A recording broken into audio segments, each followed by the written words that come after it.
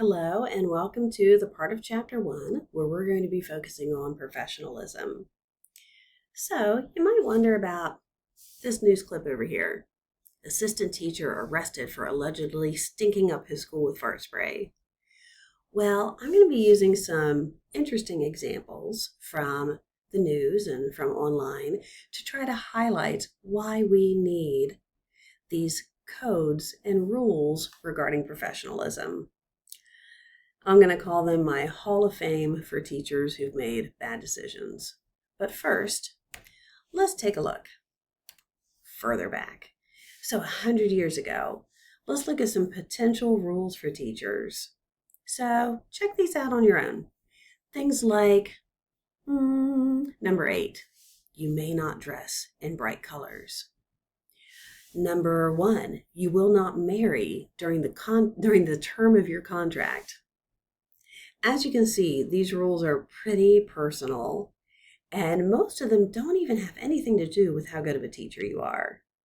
So as we're moving forward, I want you to keep in mind the great strides we've made towards focusing on what's really important when it comes to teacher professionalism. And also think to yourself, what does professionalism mean to you? When you go to your field placement, how do you assess whether or not your mentor teacher is a professional?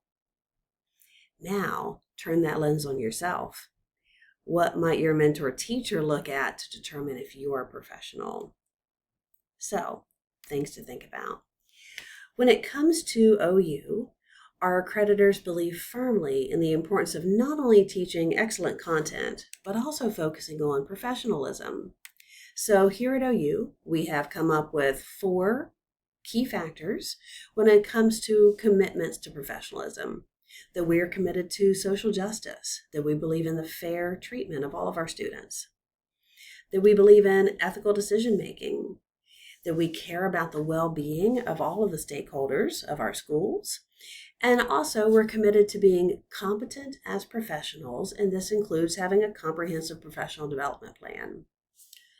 So, keeping that in mind, I would like to point out the rubric that we use here at OU to assess professionalism of our students. So this is something I will be completing at the end of the semester based upon not only your professionalism during your OU courses, EDTE 2000, 2020, and 2010, but also with how things go at your field placement. All right, now let's shift our focus to Ohio.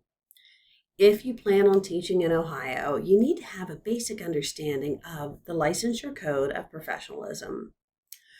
For each of these 9 areas, I'm going to go over what are they talking about, and then we're going to talk about what's called conduct unbecoming, which means how can you break these rules? How can you get in trouble when it comes to professionalism? That is going to be where you truly see my Hall of Fame teachers for bad decision making. So, professional behavior. This is going to be looking at, are you a good role model in the classroom? Do you behave with integrity and dignity? Do you have high ethical standards? When it comes to conduct unbecoming, I'm not going to touch base on all of them. It's just far too many. So I have 2 criteria to decide if I want to cover it. 1, it's very important. 2, perhaps it's something unusual or interesting or something you may not know. So let's start.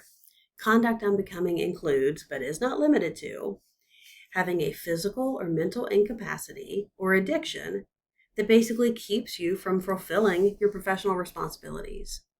So this doesn't mean that you're going to be in trouble or have difficulty if you suffer from depression or anxiety. What they're talking about is that you have some sort of a condition that keeps you from performing your job. Here's an example for a 2nd grade teacher who was arrested for teaching their class drunk. Obviously, that would be preventing them from doing their job well. Another 2nd grade teacher under the influence of drugs on school property. Another conduct unbecoming under professional behavior.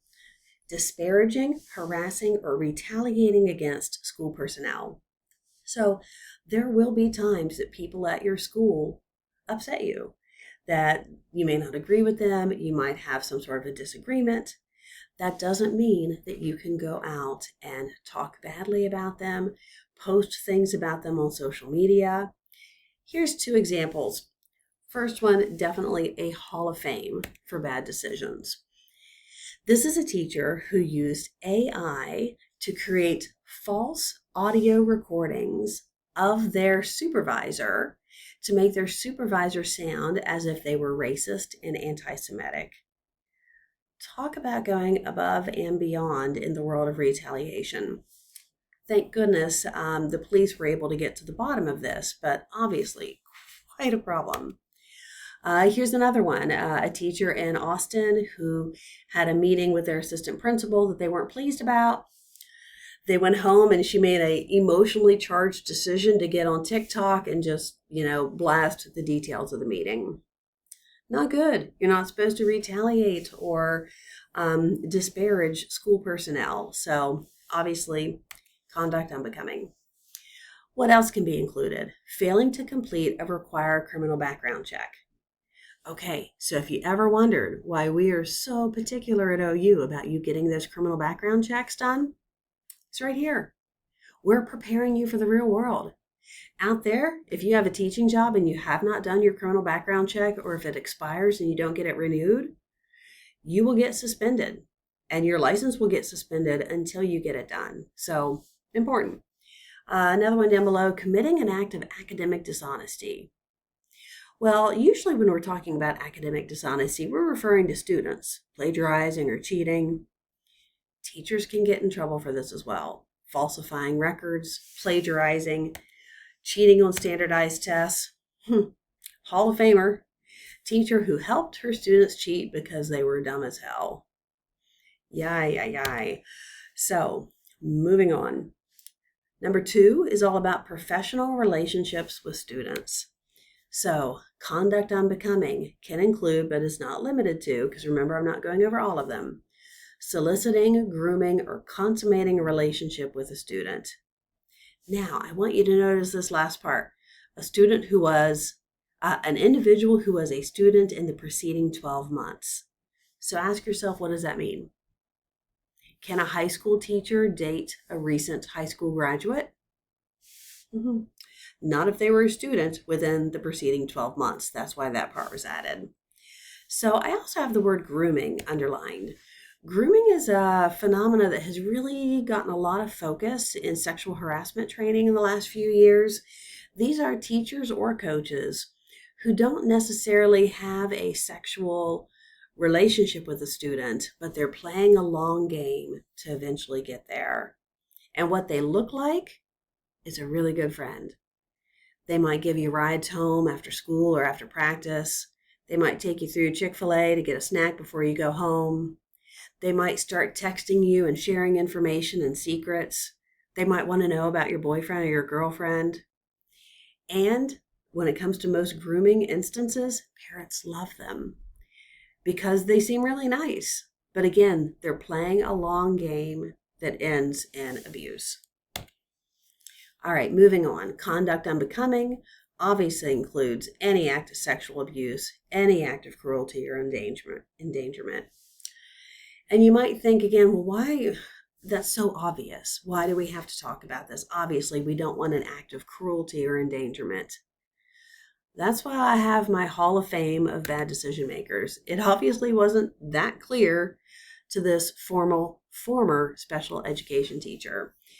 So this is in West Virginia. She pleaded guilty to 10 misdemeanor counts of battery. Let's see, what did she do? She admitted to hitting one female student with a cabinet door, pulling her hair and pulling a chair out from underneath of her, slamming another child's head into a desk and slapping a third. So obviously, we still need to talk about this. Here's a middle school under investigation because students were left out in 95-degree heat on the pavement as a punishment. Okay. Let's continue. Conduct unbecoming, disparaging a student for any reason. You should not disparage your students. Well, let's see another Hall of Fame of horrible decisions. Here is a math teacher, And this picture down here with the blackened out squares, those were actually photos of his students that he put up on the screen and compared them to different roasts of coffee based upon the color of their skin. I cannot imagine how those students felt and just what on earth that teacher was thinking. You can also see over here, he was also accused of a litany of shocking sexual comments. So again, yes, we need to go over this. Here we have a Southern California teacher who decided to do her version of a Native American dance in her class, which would obviously be seen as controversial and not something you should be doing in your class, really making fun of Indigenous people. And then finally, we have a teacher who was making fun of Muslim students while they were praying. She was walking around accusing them of magic and almost stepping on their hands. Oh, and I guess I have one more. A teacher who used the R word to describe special needs students. It's just unbelievable. Again, no disparaging of your students for any reason. Moving on, conduct unbecoming includes using inappropriate language or gestures at a school-related event. So if you get really hot about football, you can't be flipping off the ref or using curse words. Number two, failing to provide appropriate supervision of students. So while they are under your care, you've got to have eyes on them, right? You can't have them running down the hallway where they might slip and fall and hit their head. You can't have them standing on desks where, again, they could fall and get injured. And then finally, knowingly contributing to or failing to intervene in harassment, intimidation, or bullying. So, if you know bullying is going on, you have to take proactive steps to stop it. Here's another Hall of Famer. This teacher encouraged Fight Club discipline against a special needs boy. Not only that, check out here, he encouraged, instigated, and on at least one occasion recorded on his phone physical abuse. Sometimes the teacher even took part, holding the boy down while the other students punched and kicked him. Okay, no further explanation needed in that case. Let's move on to a much more innocuous category of accurate reporting, right? That you need to accurately report information about education, policy, students, qualifications, and so on. So, how could this go that wrong, right? Conduct unbecoming. Falsifying, misrepresenting, or being negligent when reporting things like your own professional qualifications, right? Well, I did a search and I found a school that had 2 teachers in 1 year who had fake resumes and diplomas. Okay, big problem. Cleveland High School, not that far. Falsifying, misrepresenting, or being negligent when it comes to reporting reasons for absences.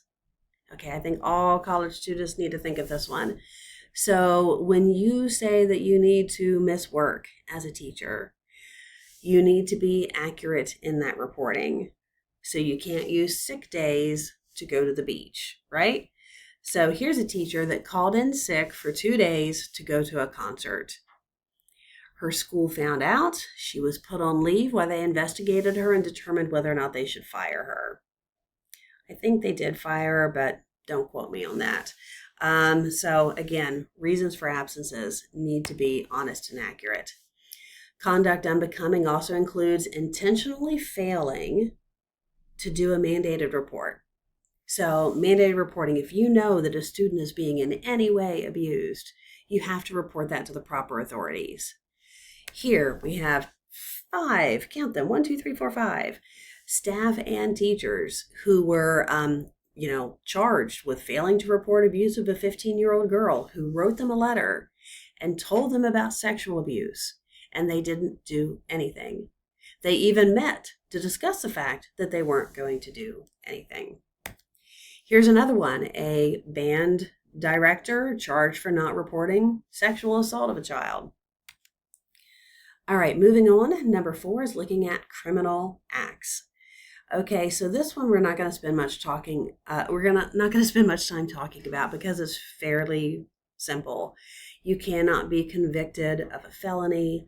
This is looking at whether or not you put in guilty pleas or so on. Okay, so shall not engage in criminal activity as evidenced by criminal conviction, guilty plea, finding of guilt, or participation in a court-ordered diversion or treatment. We're not even going to go into conduct unbecoming because I think that one speaks for itself. Number 5, confidentiality. So you have to safeguard confidential information, and you can only disclose it for professional purposes. Conduct unbecoming is just the opposite of that. Willfully or knowingly violating student confidentiality, or using that information in a non-professional way, such as gossip.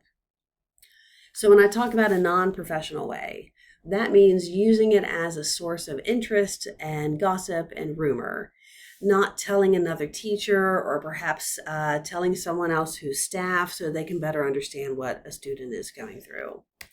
So here's an example. This is a superintendent and 2 school employees for some reason shared student vaccine records. No. Number 6, use, possession, or unlawful distribution of alcohol, drugs, and tobacco. All right, I'm putting that in the category of, I think we all understand that. Enough said.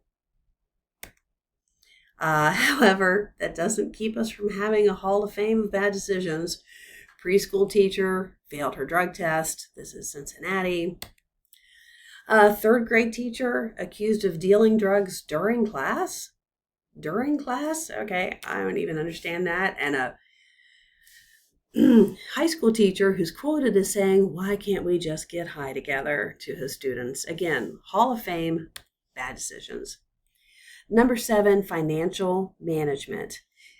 This is one of those categories that you may not have thought of. Okay, the importance of managing public funds, not using them improperly, right? So conduct unbecoming. Not telling your superintendent or board if you're doing things for profit. What does that mean? Let's say you also want to be a math tutor and get paid. Let's say you want to provide a cheerleading clinic or a basketball clinic where students would pay and you would provide them with assistance with their skills. You can do that. You just have to get permission first. Very important. And then the second one, failing to responsibly account for and manage school-related funds. So if you're working with the band and they go to a local farmer's market and perform and they have a donation bucket, you have to properly account for the money in that donation bucket. Under financial management, I thought this was a good Hall of Famer. Band directors caught in a bribery sting to pay students money to play instruments that weren't very popular to fill out the band. Okay, well, maybe they have a good motive, but a really, really bad way of doing it. So moving on. Number 8 is commitment to your contract. This one I'm including because it's relatively new and it's something that I think that is important. You must fulfill the terms and obligations of your contract. And in the state of Ohio, if you break your contract, your license can get suspended for up to a year. So when you take a job offer and you sign that contract, be very mindful that you are held accountable to fulfill it. Even if your dream job comes along, you break that contract, your license can get suspended. 9, we're going to wrap it up with appropriate and responsible use of technology. So conduct unbecoming includes, but not limited to, negligently failing to prevent students from unauthorized use of your technology. Okay, I included this because I thought you may not think of this one. This means you can't let students have your phone. You can't let students use your laptop. And you might think, well, why? Well, I bet on your laptop you have grades and other student information. What about phones? Check out this one. A really nice middle school teacher let their student borrow their phone because they needed it. The middle school student finds nude pictures of their teacher and shares them out. And now everybody's in trouble. Conduct unbecoming, presenting inappropriate non-school related media to students. So you can't be showing them things that aren't appropriate and not related to what you're doing. Also, you can't access inappropriate information on school technology. School technology is for school use. And perhaps that message didn't get to this special education teacher who decided to fill his school laptop with porn and pirated movies. Although I figure the pirated movies are the least of their concern. Conduct unbecoming also includes using technology or social media to promote inappropriate communications with your students. Using it in a personal way to communicate with your students. This happens a good deal. So if you do need to message with your students, it should be about homework. It should be about things going on in the class, not personal, not frequent. Adding to this, using technology to host, post, or distribute improper or inappropriate material. Now you might be thinking, well, I certainly wouldn't do that because they're probably just talking about, pornography and sexual things. Not necessarily. Talk to the teacher who got fired for posting this picture right here. Why'd she get fired? Okay, let's go back. Okay, host, post, or distribute improper or inappropriate material, including promotion of alcohol and drug use. Another teacher got fired for this picture right here because she had the term drunken pirate written there. So social media posts really do need to be scrutinized. Here's a comedian/teacher who decided to use his, I believe his TikTok channel for posting funny videos where he would, talk about things happening in his classroom. Not going to work. A teacher using her Facebook to vent about and make fun of students and parents, immediately fired. And let's not even talk about OnlyFans. Just so many teachers are losing their jobs over OnlyFans. Nope. All right. So how do we handle this at OU? We do have a social media policy. That might be something we discuss in our 2020 class. But for now, that is all. There is a special separate video about social media. But again, thanks for listening, and I'll see you all next time.